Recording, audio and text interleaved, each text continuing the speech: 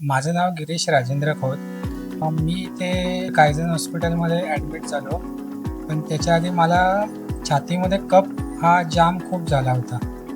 जाम झाल्यामुळे मला ब्रिदिंगला खूप इश्यू येत होता आणि ब्रिदिंग खूप माझा ऑक्सिजन लेवल 15% गेलं होतं. 15.